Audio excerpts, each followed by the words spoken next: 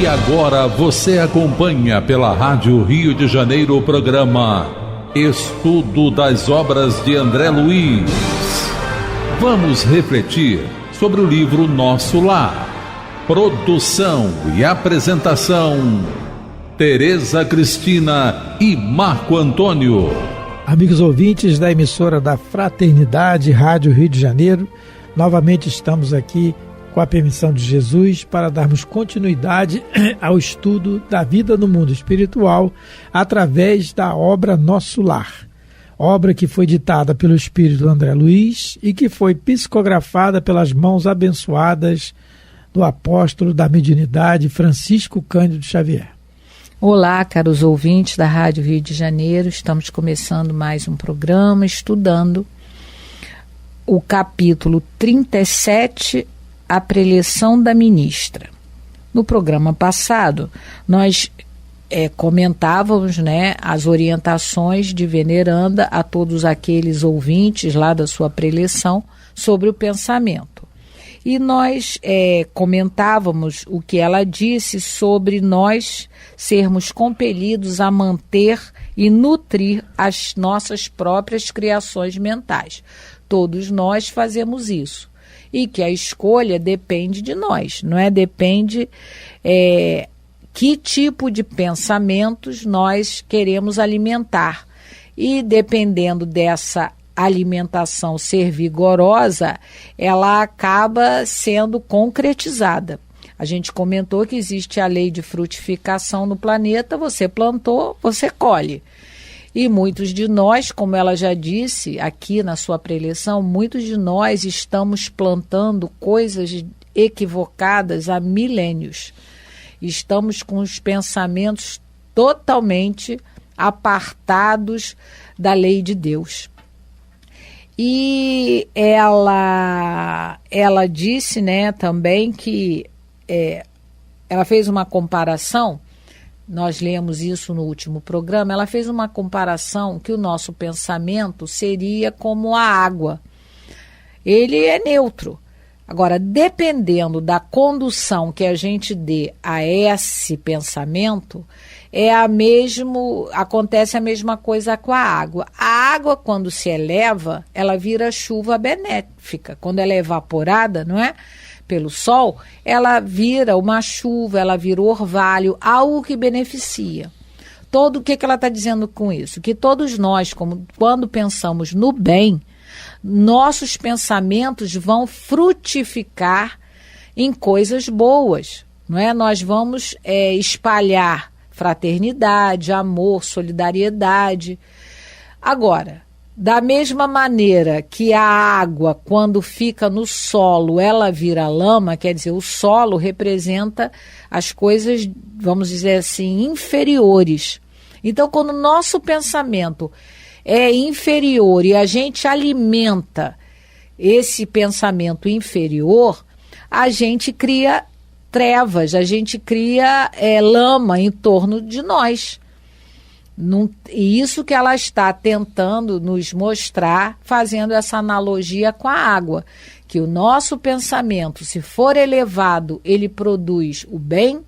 Quando ele é rebaixado, vamos dizer assim, quando a gente localiza os nossos pensamentos nas coisas inferiores da vida, a gente cria lama em torno de nós, porque essa lei é uma lei do universo. Você plantou, você colhe. Então foi o símbolo que ela usou no parágrafo 26, O símbolo, o exemplo da água, Ela comparou o nosso pensamento à água.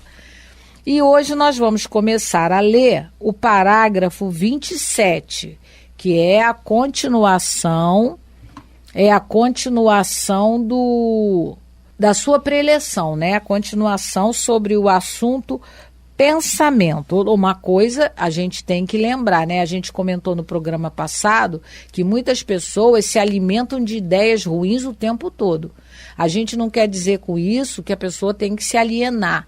A pessoa não vai ver uma notícia, não vai ouvir sobre a guerra, não é isso. Mas ouviu né, se situou no que está acontecendo no mundo, mas não é para ficar, né, ali curtindo aquela notícia o dia inteiro, comentando sobre ela o dia inteiro, porque a gente está dando força a esse pensamento negativo. Tereza, só que você falou uma coisa agora que vou ter que encaixar o raciocínio que eu estava lendo direitinho antes de você começar a ler, só um pouquinho. Ele falou, a Tereza falou agora, a gente não se alimentar do que a gente vê, não é para ficar alienado, a gente vem repetindo isso, né? No livro Ação e Reação, no capítulo 4, o André Luiz recebe uma instrução muito interessante. O instrutor fala com ele assim: lembremos da radiofonia e da televisão. Os elétrons que carregam as modulações da palavra e os elementos da imagem se deslocam no espaço com a velocidade igual à da luz, né? Ora, num só local podem funcionar um posto de emissão e outro de recepção, compreendendo-se que, num segundo, as palavras e as imagens podem ser irradiadas e captadas simultaneamente, depois de atravessar imensos domínios do espaço em fração infinitesimal de tempo. Você ligou a televisão, o repórter fala lá, você ouve aqui, tal, e às vezes um repórter está falando com o outro no outro lugar. Então, recepção e emissão, que ele está dizendo. Aí ele continua. Imaginemos agora o pensamento, força viva e atuante cuja velocidade supera a da luz. Emitido por nós, volta inevitavelmente a nós mesmos, compelindo-nos, aí nos obriga, porque se a gente sabe disso, que o que emite volta para nós, ele diz assim, continua, compelindo-nos a viver de maneira espontânea em sua onda de formas criadoras, que naturalmente se nos fixam no espírito quando alimentadas pelo combustível do nosso desejo ou de nossa atenção. Então pensou, desejou, volta tudo para nós, permanece conosco. Daí a necessidade imperiosa de nos situarmos nos ideais mais nobres e nos propósitos mais puros da vida, porque energias atraem energias da mesma natureza.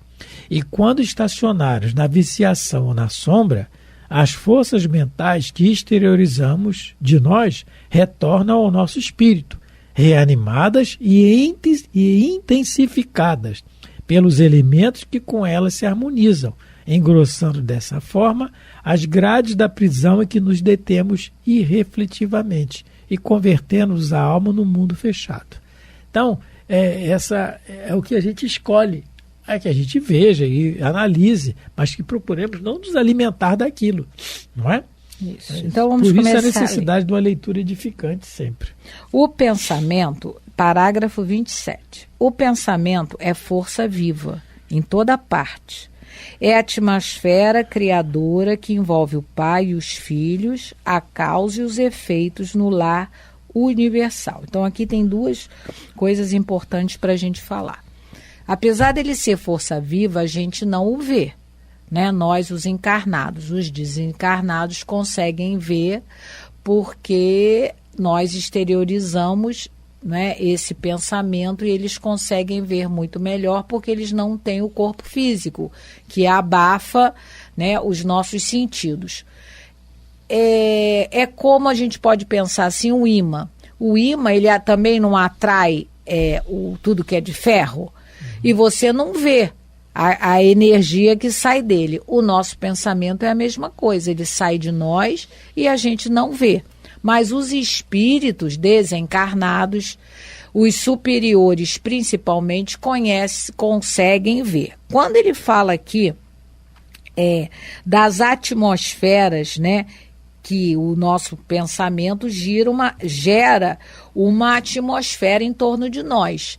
E o livro dos médiuns fala que essa atmosfera, que esse campo, né, ele tem cheiro, tem cor.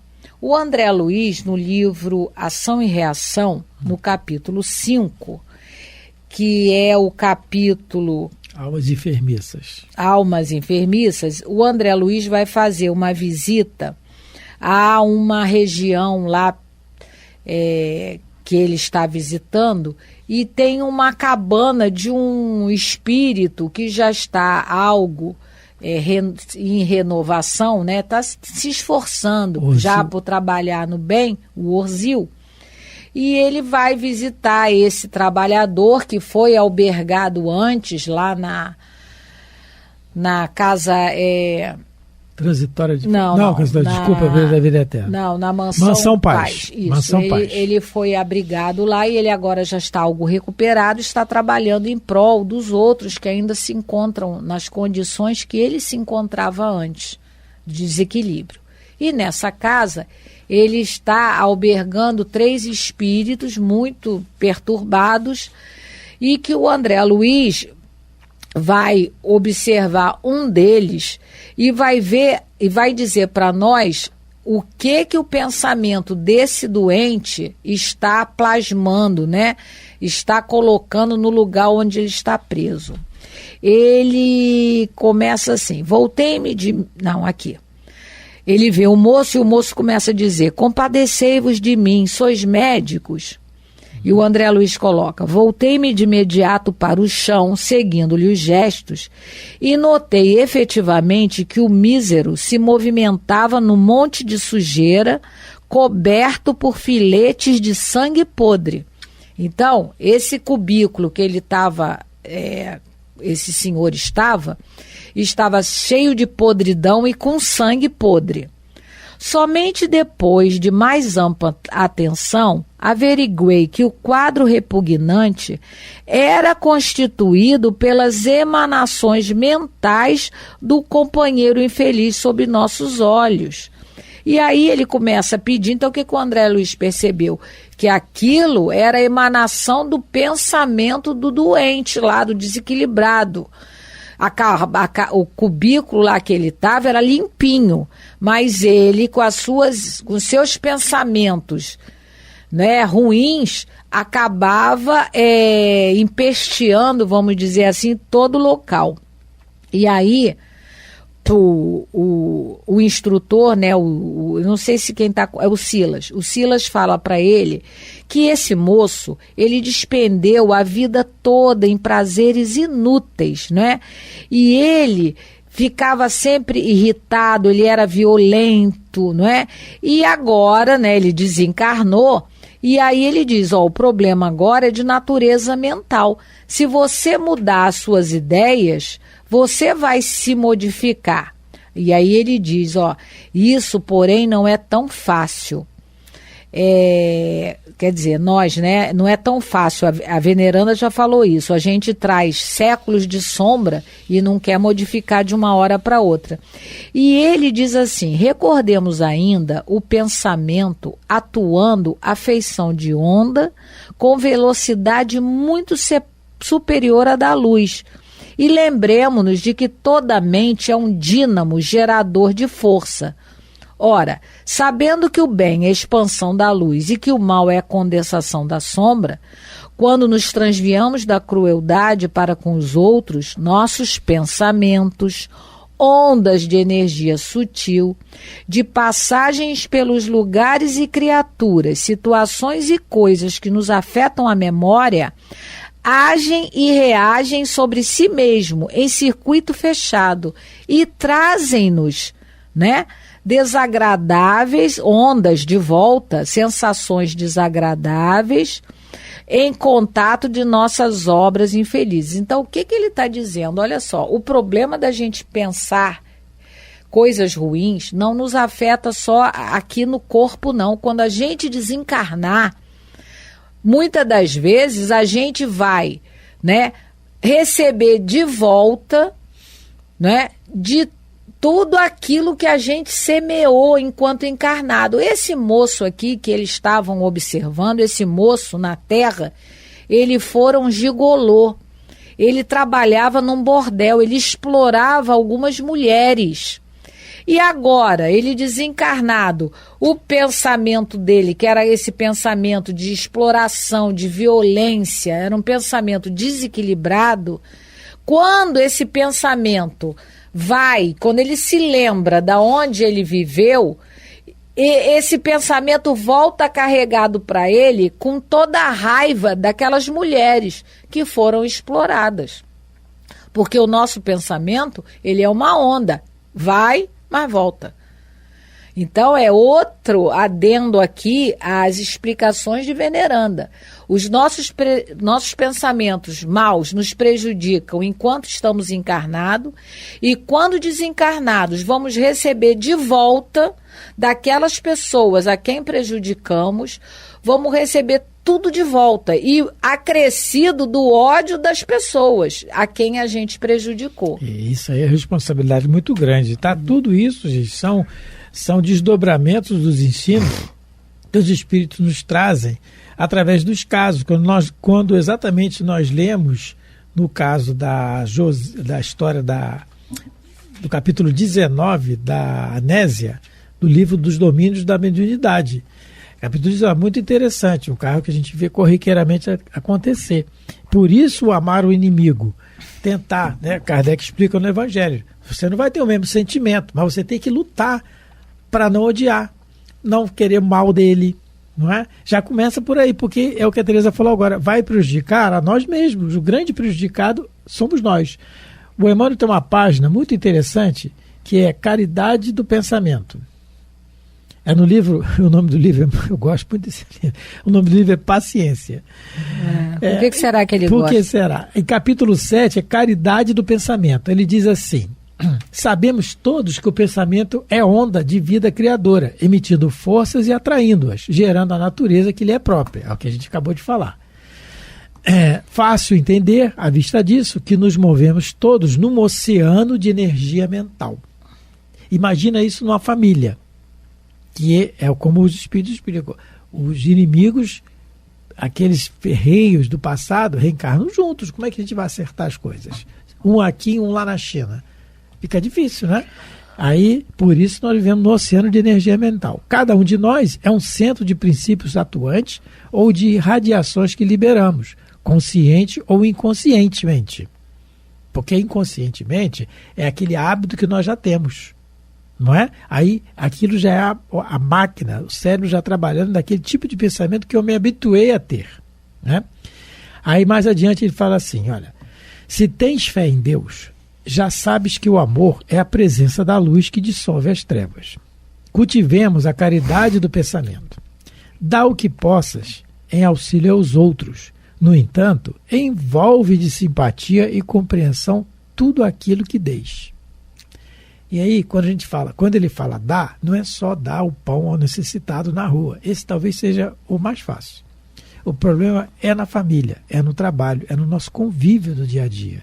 Dá o que a gente possa em auxílio do outro. Nem que seja o ouvido, que seja o seu sorriso depois de uma ofensa, depois de uma agressão verbal. Não é? Isso é o mais difícil, com certeza, eu digo isso de cadeira, é muito difícil, mas é o que a gente precisa, cultivar a caridade do pensamento. Aí ele termina assim a página: no exercício da compaixão, que é a beneficência da alma, revisa o que sentes, o que desejas, o que acreditas e o que falas, efetuando a triagem dos propósitos mais ocultos que te inspire, a fim de que se traduzam em bondade e entendimento, porque mais dia, menos dia, as nossas manifestações mais íntimas se evidenciam, se revelam inelutavelmente, de vez que tudo aquilo que colocarmos no oceano da vida para nós voltará. Emmanuel, no livro Paciência, o nome do livro, capítulo 7. Isso. Então vamos continuar o parágrafo 27. Nele, no pensamento, transformam-se homens em anjos a caminho do céu, ou se fazem gênios diabólicos a caminho do inferno.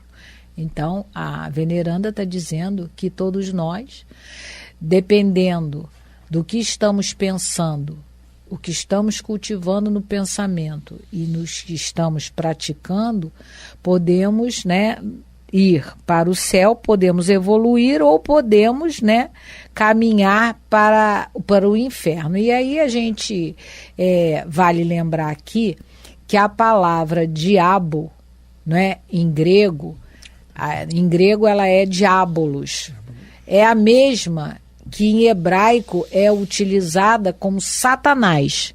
E isso quer dizer adversário, não é? Então todos nós nos tornamos adversários de bem, né, do bem, adversários das leis de Deus quando nos afastamos dela. Então, nós, com os nossos pensamentos, nos tornamos, dependendo do que estamos pensando, a gente está se tornando adversário do bem na terra. E quando a gente age assim, a gente é um Satanás, é um diabo. Não é? Porque a gente aprende com o Espiritismo e temos que nos conscientizar que todo aquele que é adversário da luz, vamos dizer assim, que é adversário das leis de Deus, que é contra as leis de Deus, é um diabo na terra, encarnado ou desencarnado, como ela diz aqui, né? A gente, dependendo do que a gente cultive pelo pensamento e acaba, né, praticando em atos, a gente é um verdadeiro diabo. A gente já comentou aqui uma vez de uma senhora lá na Alemanha nazista, que ela matou muitas mulheres judias. Por quê? O que ela fazia? Quando ela sabia que a mulher judia estava grávida, na hora da delivrance, na hora do parto, ela amarrava as pernas da mulher para ver elas morrerem de dor, ela e os bebês. O comportamento dessa senhora é um comportamento diabólico, porque ela é uma adversária do bem, ela é uma adversária das leis de Deus. E nós estamos falando dela, né, mas provavelmente todos nós que estamos encarnados aqui no planeta Terra, nessa época de transição, todos nós já cometemos atos diabólicos, porque nós nos viramos contra as leis de Deus. A gente se colocou no lugar de Deus, a gente não quis obedecer às leis de Deus, foi isso que aconteceu. E toda vez que isso acontece, a gente se torna um diabo, um Satanás, um adversário, porque o Espiritismo nos ensina que não existem criaturas criadas eternamente para o mal, como se o diabo fosse criado diabo, ou um anjo que decaiu. Isso não faz sentido, porque se o anjo decaiu, Deus não tem um controle bom de qualidade. Ele fez uma coisa que deu errado. Como é que a gente pode admitir que Deus erra? Não podemos. Nós já entendemos que Deus é a inteligência suprema, causa primária de todas as coisas, e que os seus atributos são onisciência, onipresença. Como é que um ser onisciente vai fazer uma criatura, vai criar uma criatura que vai falir daqui a pouco? Não faz sentido. Né? Os diabos, os satanás somos nós quando nos tornamos adversário das leis de Deus. E isso tem que ficar bem claro para a gente, né? E isso o Espiritismo vai explicar muito bem para todos nós, né? Quem quiser se aprofundar sobre o estudo, Allan Kardec, no livro O Céu e o Inferno, na primeira parte, ele vai falar sobre o que são os anjos, o inferno, o purgatório, o céu, o diabo. Tem tudo lá muito bem explicadinho para a gente não se enganar. Então, resumindo, tudo depende de nós. Depende de nós queremos nos tornarmos, né, adversários de Deus ou não, ou sermos seus filhos obedientes.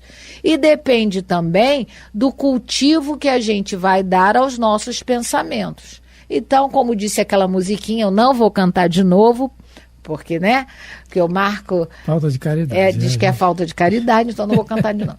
Mas, né, o pensamento é tudo.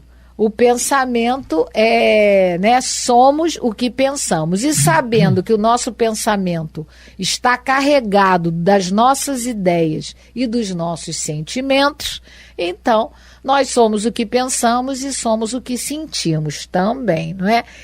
E chegamos ao final de mais um programa. O negócio está... O pensamento aqui do relógio está voando. Aproveitando para dar um abraço, mandar um abraço para quem? Seu Jorge Simões, né? Seu Nilton, os amigos do seu Jorge também, que ele coloca o programa para todos assistirem. Deus abençoe a todos, muita paz de Jesus. Fique com Deus. A Rádio Rio de Janeiro apresentou o programa Estudo das obras de André Luiz. Produção e apresentação: Tereza Cristina e Marco Antônio.